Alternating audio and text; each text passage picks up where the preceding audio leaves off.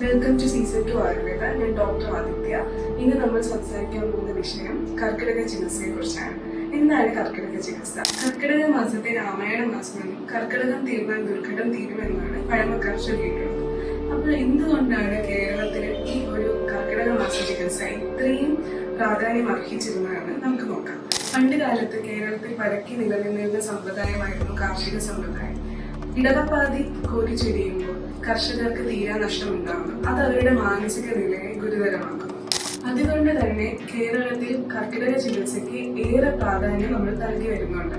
ഇതുപോലെ തന്നെ നമ്മുടെ ആയുർവേദത്തിൽ ഋതുചര്യയെ പറ്റി ആചാര്യന്മാർ വിമർശിക്കുന്നുണ്ട്. ഋതുചര്യയിൽ ഒരു സീസൺ ടു അടുത്ത സീസണിലേക്ക് വരുമ്പോൾ എന്ന് പറയുമ്പോൾ ഋതുസന്ധി, ഗ്രീഷ്മകാലത്തിൽ നിന്നും വർഷകാലത്തിലേക്ക് വരുമ്പോൾ ഉണ്ടാവുന്ന അസുഖങ്ങൾ എന്ന് പറയുമ്പോൾ അന്തരീക്ഷത്തിലെ പൊടിപടലങ്ങളൊക്കെ, ഗ്രീഷ്മകാലം എന്ന് പറയുമ്പോൾ സമ്മർ സീസൺ ആണ്, അതിൽ അന്തരീക്ഷത്തിലെ പൊടിപടലങ്ങളെല്ലാം ഈ വർഷ ഋതുവിൽ കോരി ചൊരിയുന്ന മഴയിലൂടെ വന്ന് വാട്ടർ ബോൺ ഡിസീസസ് കൂടുതലായിട്ട് ഉണ്ടാകാനുള്ള സാധ്യതകൾ കൂടുന്നു. അതുപോലെ തന്നെ അന്തരീക്ഷത്ത് ഹ്യൂമിഡിറ്റി കൂടുതലായി നിൽക്കുന്നതുകൊണ്ട് തന്നെ നമുക്ക് പനി, ജലദോഷം മുതലായ സന്ധിവേദന മുതലായ അസുഖങ്ങളിലേക്ക് നയിക്കുന്നു. വർഷ ഋതുവിന് ഏറ്റവും കൂടുതൽ പ്രാധാന്യം നൽകി തന്നെയാണ് ആചാര്യന്മാർ പറഞ്ഞു നൽകിയിട്ടുള്ളത്. വർഷ ഋതുവിന് ഇത്രയും പ്രാധാന്യം നൽകാനുള്ള കാരണം എന്ന് പറയുന്നത് ദേഹബലവും അതുപോലെ തന്നെ അഗ്നിബലവും കുറഞ്ഞിരിക്കുന്ന സമയമാണ് വർഷ ഋതു എന്ന് പറയുന്നത്. അപ്പോൾ അഗ്നി സംരക്ഷണമാണ് ഏറ്റവും കൂടുതലായിട്ട് നമ്മൾ പ്രാധാന്യം നൽകി ചെയ്യേണ്ടത്. അങ്ങനെയുള്ള ചര്യകൾ തന്നെയാണ് നമ്മൾ കർക്കിടക ചികിത്സയിലും ചെയ്തു പോകുന്നത്.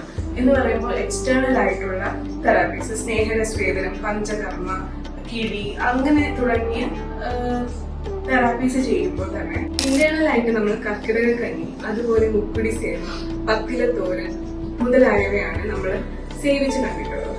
പദ്യാപദ്യങ്ങൾ പറയുമ്പോൾ ചൂടായിട്ടുള്ളതും ലഘുവായിട്ടുള്ള ആഹാരങ്ങൾ കഴിക്കാനും അപഥ്യമായിട്ട് ഹെവി ആയിട്ടുള്ള ഫുഡ്സ്, പിന്നെ മത്സ്യമാംസങ്ങൾ മാറ്റിവെക്കാൻ പറയുന്നുണ്ട്. എന്തുകൊണ്ടെന്നാൽ വാട്ടർ ബോൺ ആയിട്ടുള്ള ഡിസീസസ് കൂടുതൽ വരാനുള്ള ചാൻസ് ഉള്ളത് കൊണ്ട് മാത്രമാണ്. സ്വസ്ഥസ്യ സ്വാസ്ഥ്യ ലക്ഷണം ആതുരസ്യ വികാര പ്രശമനം എന്നാണ് ആയുർവേദത്തിൽ പരാമർശിച്ചിട്ടുള്ളത്.